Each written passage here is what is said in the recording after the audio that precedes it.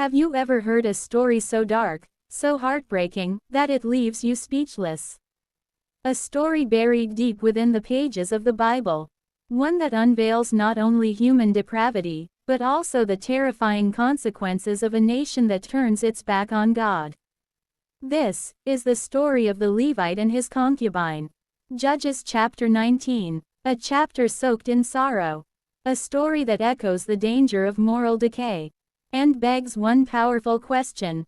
What happens when there is no king, and everyone does what is right in their own eyes?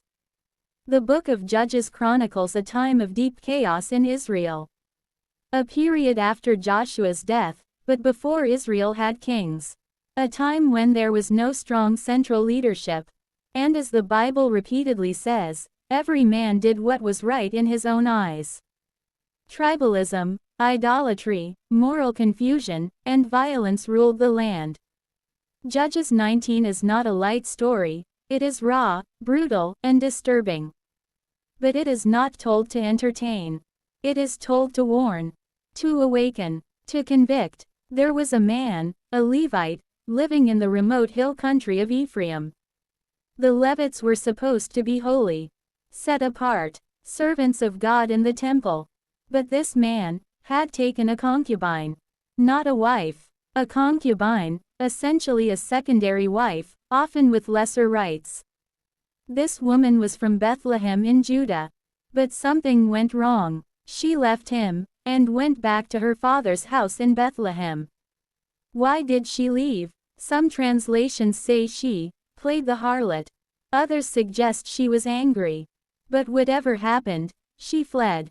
And for 4 whole months, he did nothing. Then, one day, he decided to go get her back. Not with flowers, not with tenderness, but with a servant, and 2 donkeys. When he arrived at her father's house, the girl's father welcomed him with joy. For 5 days, the father-in-law delayed him with food, wine, and hospitality. But on the 6th day, the Levite insisted on leaving. And that was where everything changed. As night fell, the Levite and his concubine approached a city called Gibeah, in the tribe of Benjamin. They needed shelter, but no one offered them a place to stay. Until an old man, himself a traveler from Ephraim, took them in. That night, the unimaginable happened. The crime that shocked Israel. As they rested in the house, a mob of wicked men surrounded the home. They pounded on the door. They shouted to the old man, "Bring out the man who came to your house so we can have sex with him." Yes, the Bible records this. Just like Sodom and Gomorrah. The host pleaded with them to stop, and horrifyingly offered his virgin daughter and the Levite's concubine instead. The mob refused. So, in a chilling decision, the Levite took his concubine and pushed her out the door. They raped her, abused her, all night long, until morning. When daylight came, she collapsed at the door, and died. The aftermath. The Levite found her in the morning, lying with her hands on the doorstep. He said only this, "Get up, let's go." But she didn't move. She was dead. And then, he did something unthinkable. He took her body home, cut it into 12 pieces, and sent a piece to each of the 12 tribes of Israel. A message, a warning, a cry for justice. And when the people saw it, they were horrified.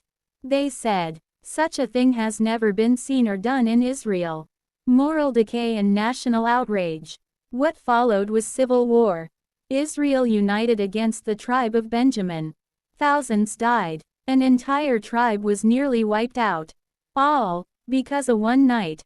Because of unchecked evil. Because of moral collapse. This story is not just about a Levite and his concubine.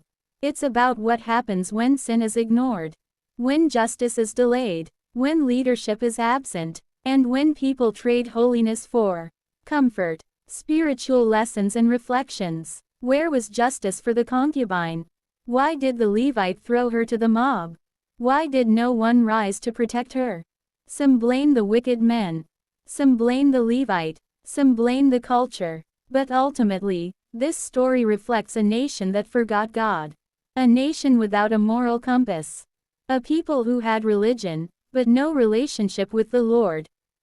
Even the Levite, a supposed spiritual leader, was morally compromised. He was more concerned about his own safety than the life of the woman who lived under his care. This is what happens when God's people forget God's ways. This story may seem ancient, but its message is for today. Are we not living in times where many do what is right in their own eyes? Where justice is overlooked, where women suffer in silence, where power is abused, where the innocent are discarded? It's a cry for repentance. A wake-up call for the church. A plea to raise our voice for the voiceless. Let us not be silent when evil prevails. Let us not turn away from the broken. Let us return to the fear of the Lord. Because where there is no king, where there is no reverence for God, the human heart becomes a dangerous place. This story ends without a resolution for the woman. But it ends with a challenge to us. In those days, there was no king in Israel. Everyone did what was right in his own eyes. Judges 21:25. Now the question is, who is king in your life? Because when God is not king, sin will rule. Choose righteousness. Choose justice. Choose the King of Kings. This is not just a story. It is a mirror, and the reflection is calling for change.